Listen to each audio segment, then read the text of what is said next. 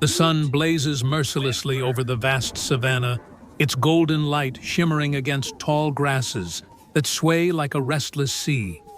A clan of Australopithecus moves silently, their bare feet pressing into the earth as they search for roots and berries. The air is heavy, charged with the scent of storm clouds brewing beyond the horizon, but danger is closer than the wind. One young female crouches near the water's edge, dipping cupped leaves to bring water to her mouth. Behind her, the reeds shift unnaturally. The surface of the river ripples in a pattern too deliberate to be the wind. A shadow glides beneath the water, a shape immense, scaled, and ancient. Suddenly, with explosive violence, a massive reptile erupts from the shallows, jaws snapping wide. The female stumbles back, her cry a guttural rasp, lost beneath the roar of the beast. It is no ordinary crocodile, but a monstrous descendant of ancient reptiles, its body stretching longer than 3 Australopithecus, lined end to end, armored scales glittering in the sun. Panic surges through the clan. Instinct drives them to scatter, yet the survival of one depends on the unity of all. Stones are grasped, crude tools raised. The males beat the ground with branches, shrieking in primal fury, trying to draw the predator's attention away.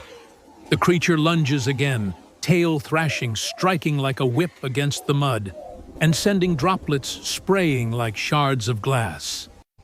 A child tumbles into the dirt, his small form vulnerable.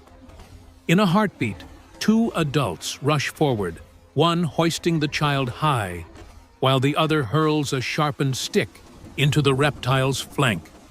The weapon pierces shallowly, angering but not halting the beast.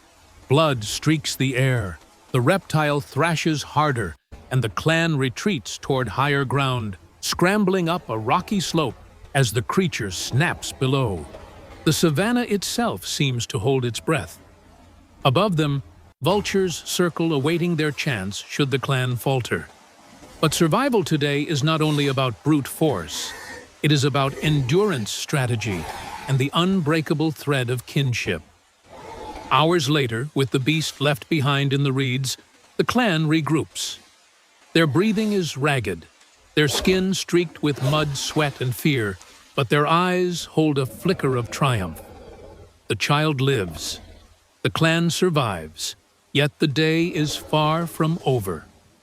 Dark clouds mass on the horizon, rolling in like an army of shadows.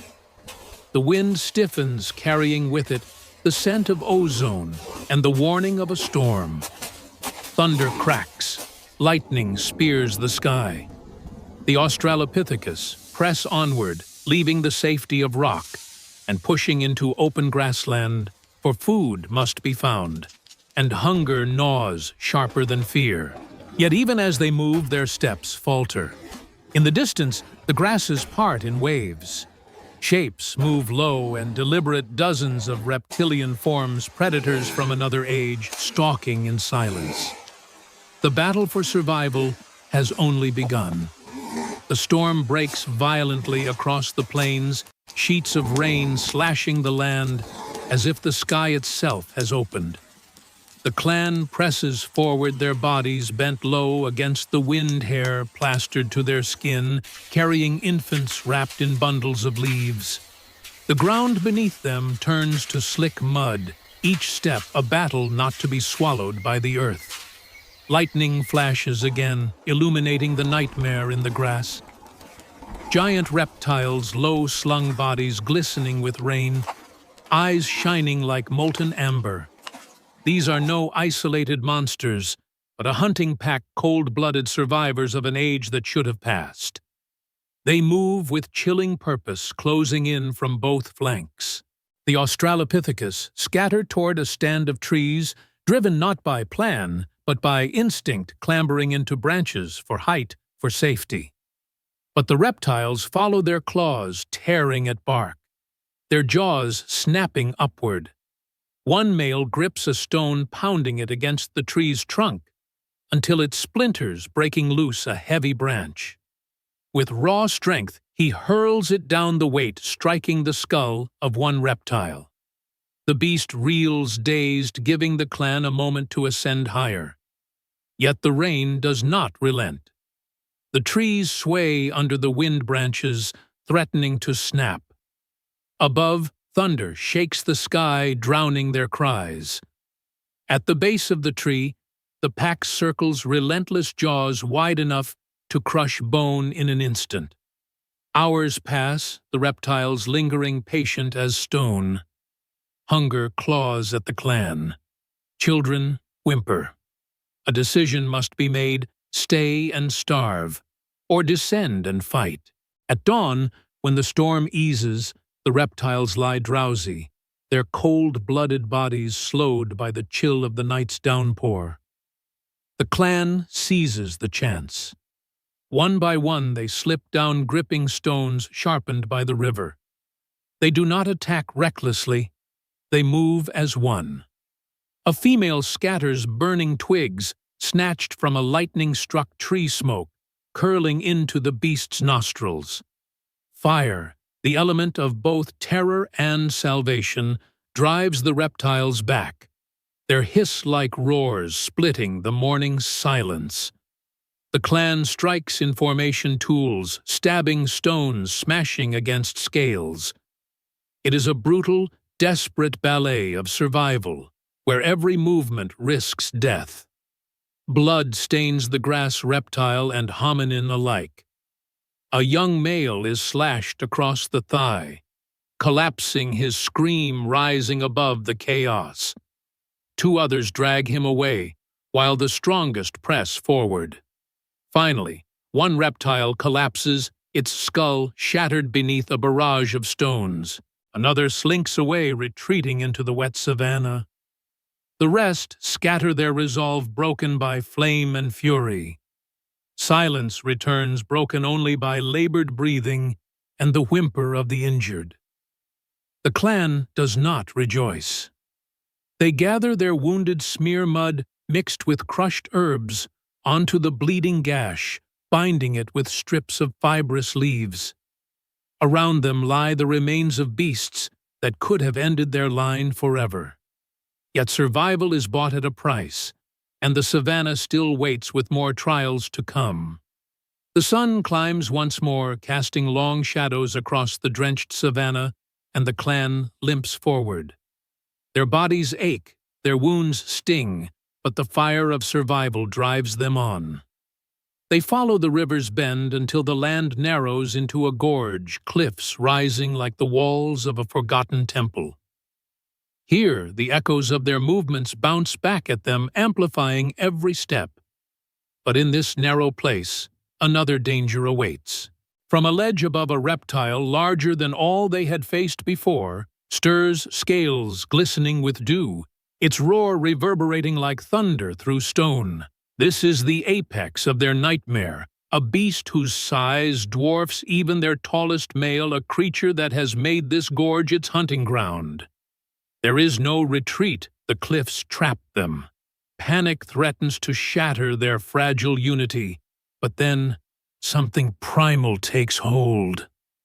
The clan circles, forming a living shield around their young, brandishing stones, branches, and firebrands.